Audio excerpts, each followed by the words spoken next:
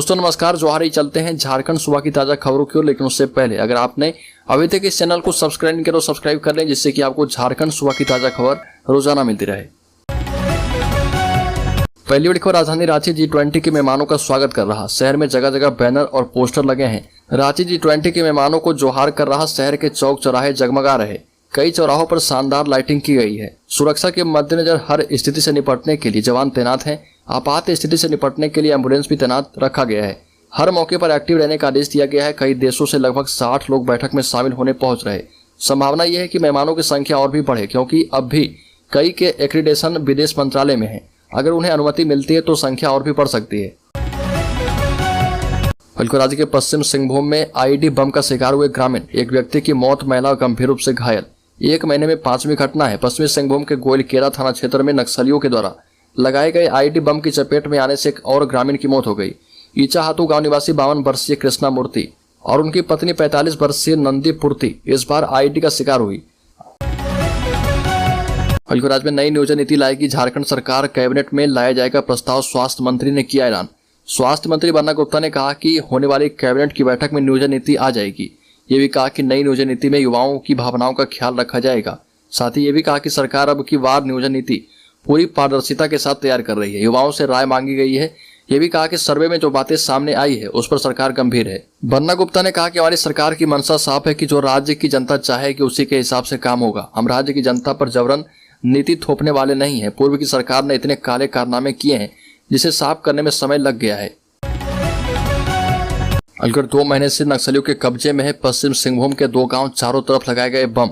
आवाजाही पर रोक है। झारखंड के नक्सल प्रभावित पश्चिमी सिंहभूम जिले के टोटूर थाना क्षेत्र के 2 गांव तुम्बा हाका और सरजम बुरू पिछले लगभग 2 महीने से नक्सलियों के कब्जे में है। दोनों गांव की आबादी करीब 450 है। ग्रामीणों को ना तो बाहर निकलने दिया जा रहा और ना ही किसी बाहरी व्यक्ति को इन गाँव में प्रवेश करने दिया जा रहा। गांव में शिक्षकों के प्रवेश पर भी रोक लगा दी गई है। इस वजह से प्राथमिक विद्यालय तुम्बा हाका भी जनवरी के पहले सप्ताह से बंद पड़ा है। झारखंड की धरती पर पहुंचने लगे मेहमान, पारंपरिक तरीके से किया जा रहा स्वागत।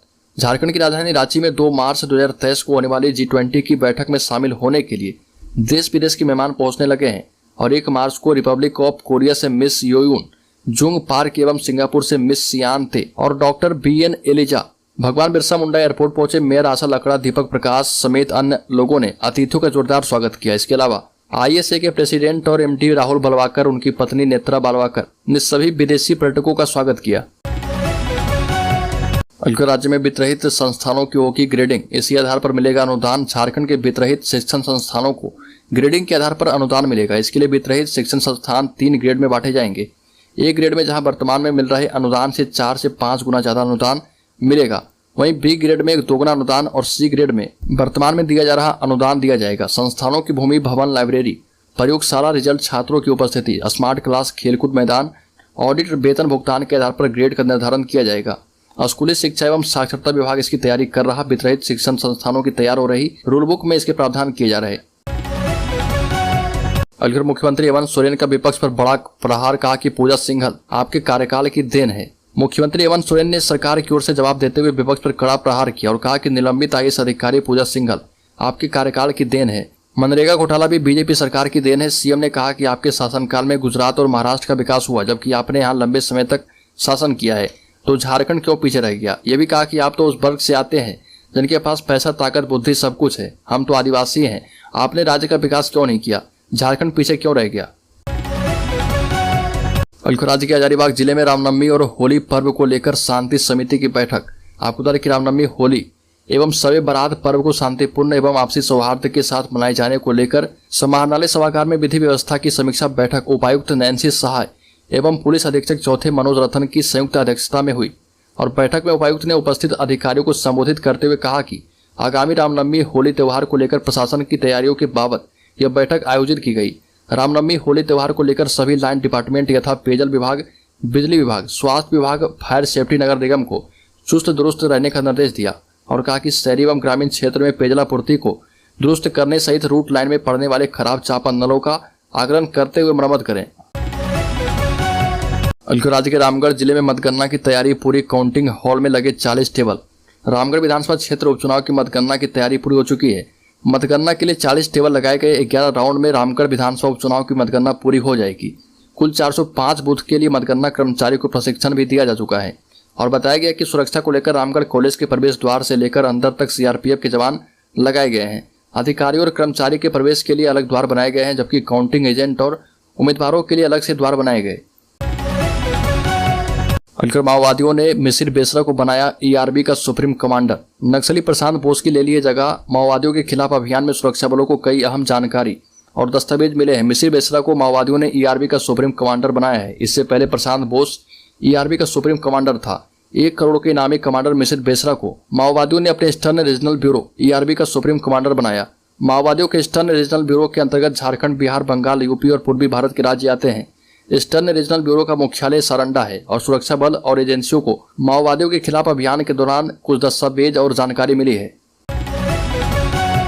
नक्सलियों के चंगुल में फंसा सीआरपीएफ जवान छुड़ाने के लिए अब ली जाएगी नेताओं की मदद।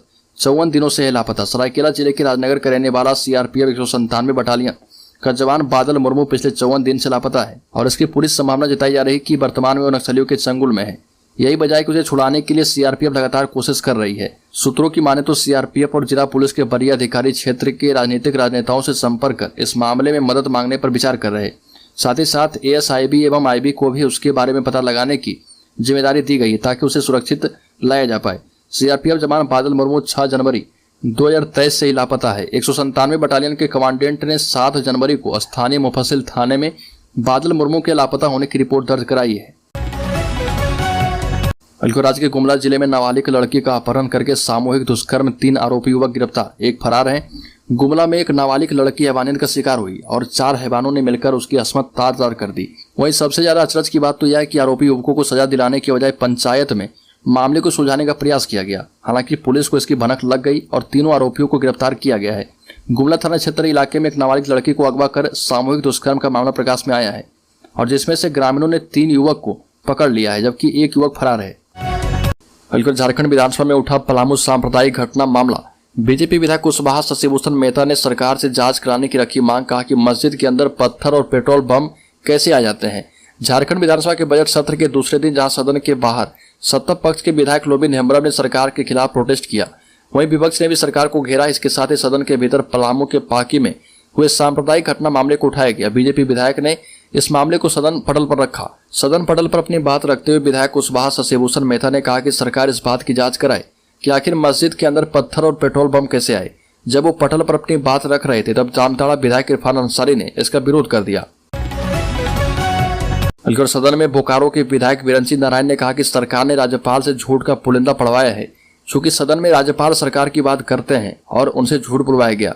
बिरंची नारायण ने कहा कि हेमंत सोरेन की सरकार में इंडस्ट्री का स्वरूप बदल गया है। यहाँ अधिकारियों का स्थानांतरण इंडस्ट्री बन गया है। अधिकारी करोड़ रुपए देकर तबादला कराने की बात कहते हैं। अपनी बात रखते हुए कहा कि राज्य में करप्शन की स्थिति के बारे में बस इतने से समझ लीजिए कि यहाँ का अधिकारी का बेटा फ्रांस का पानी पीता है, 35,000 का टी-शर्ट पहनता है। इसके बाद भी सरकार के विधायक सदन में हंगामा करते हैं। विधायक बिरंची नारायण ने कहा कि पूजा सिंघल, अमित अग्रवाल, पंकज मिश्रा, बच्चू यादव ये कौन लोग हैं, सरकार को इनके बारे में बताना चाहिए। दूसरे देश ताजिकिस्तान में फंसे मजदूर घर लौटेंगे। 35 में से 22 अभी वापस आएंगे, बाकियों की भी वापसी जल्द। मुख्यमंत्री हेमंत सोरेन ने राज्य प्रवासी सेल के एक ट्वीट को रिट्वीट किया, जिसमें कहा गया कि ताजिकिस्तान में भारतीय दूतावास से उनकी सुरक्षित वापसी के लिए संपर्क किया गया था। 2 महीने से अधिक समय से ताजिकिस्तान में फंसे झारखंड के प्रवासी मजदूर अपने गृह राज्य लौटेंगे। एक अधिकारी ने बताया कि पहले चरण में फंसे हुए 35 मजदूरों में से 22 वापस लौटेंगे, जबकि बाकी लोग टिकट बुक होने के बाद वापस लौटेंगे। मजदूरों ने सोशल मीडिया के माध्यम से परिवार के सदस्यों के साथ बातचीत करते हुए आरोप लगाया था कि एक कंपनी ने उन्हें बिजली की लाइन बिछाने में लगाया था। उनके पासपोर्ट जब्त कर लिए गए, उन्हें खाने को भी पर्याप्त भोजन नहीं दिया गया, पैसे तो बिल्कुल भी नहीं दिए गए।